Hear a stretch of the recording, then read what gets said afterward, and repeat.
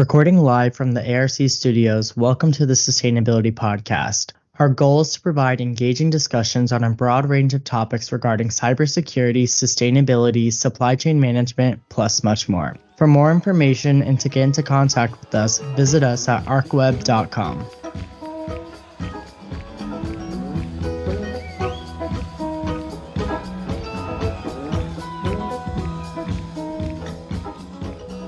Welcome back to the Sustainability Podcast.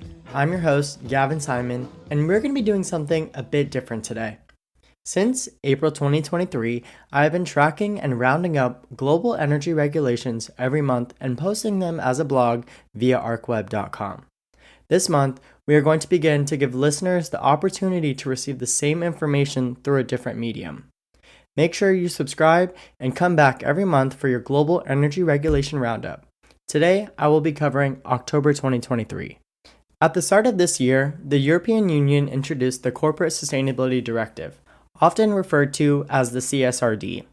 This directive has the potential to impact thousands of companies, both within the EU and beyond. It requires these companies to report annually on their sustainability practices, in addition to their financial reporting. The obligation to report under the CSRD is determined by the company's size. Most large companies and groups within the EU will need to comply, reporting required for financial years starting on or after January 1st, 2025. As for small and medium-sized enterprises, they will have to comply for financial years starting on or after January 1st, 2026. But here's where it gets a little bit interesting. On October 17th, 2023, about a few weeks ago, the EU Commission made a significant move by amending the threshold set in the Accounting Directive. These amendments will impact which entities are responsible for filing CSRD reports. The reasoning behind these amendments is to accommodate for inflation over the past 10 years and to reduce the reporting burden for smaller companies. This shows that the EU's commitments to adapt and improve regulations as businesses' landscapes evolve. Now, it's important to note that these amendments are not set in stone just yet. They are currently in a scrutiny period, and if they aren't vetoed, they will be formally published in the official journal of the European Union. The adjusted thresholds will come into effect starting on January 1st, 2024. To reiterate, the company's reporting obligation is determined by the size, which includes how many employees do they have, how much money do they have in the bank, how much revenue are they bringing in year over year. So the first threshold set for large companies was balance sheet. So how much money do they have in the bank? Is it over 20 million euros? Then you're going to have to report. For small enterprises, that number was 350,000 euros. The new thresholds that are recommended for large companies are 25 million euros, and for small medium enterprises, that number jumped 100,000 euros to 450,000 euros. So moving on to the net turnover total and the thresholds. So the past threshold for large companies was 40 million euros, and now that threshold has increased by 10 million to 50 million euros.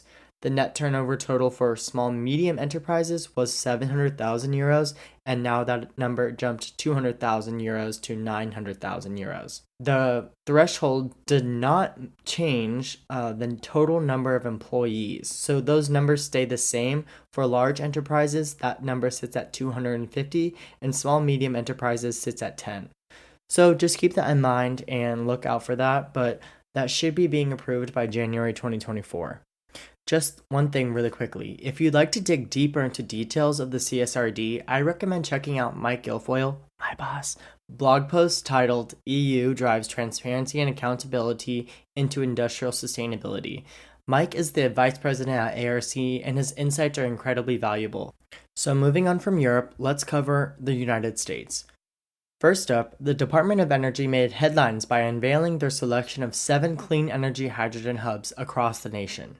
These hubs, backed by a substantial $7 billion in support, span from the West Coast to East Coast. They are a collaborative effort involving state governments, private companies, and research organizations. Now here's the exciting part. The $7 billion support will be released only after each hub meets critical design and viability milestones. This will then attract over $40 billion in follow-on investments from the companies involved.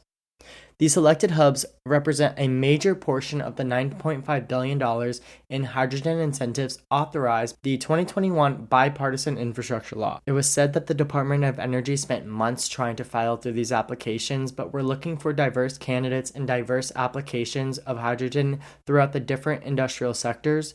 So these hubs range from chemicals, fertilizer production, to applications in shipping, trucking, and power generation.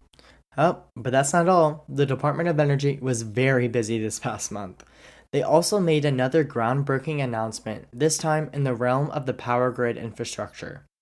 They made an announcement allocating a historic $3.5 billion in grants to enhance wind and solar power capacity, fortifying the power lines against extreme weather conditions, integrating batteries and electric vehicles, and to establish resilient microgrids that can withstand power outages. This announcement included 58 projects across 44 states that have been identified as eligible for this federal funding.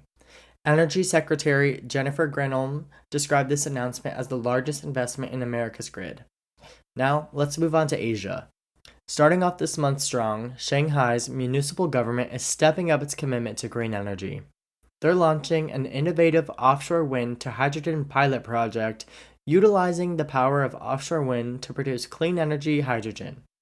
Notably, they're building on their experience with China's first commercial-scale offshore wind, the Donghai Wind Farm.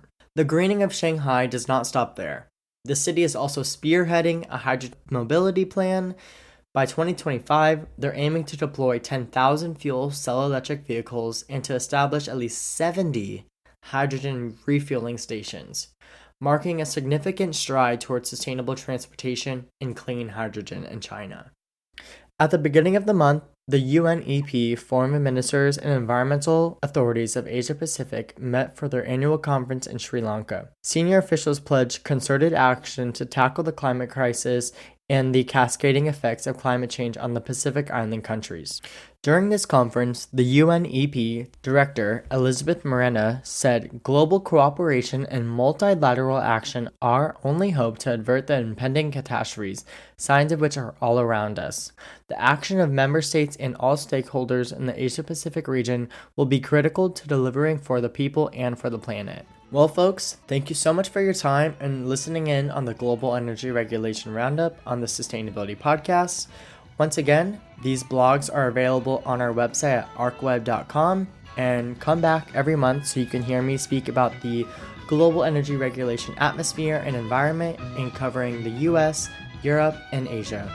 Please let me know if you have any recommendations, and please do not hesitate to reach out to me via LinkedIn, or my email is gsimon@arcweb.com. Thank you so much and have a great day.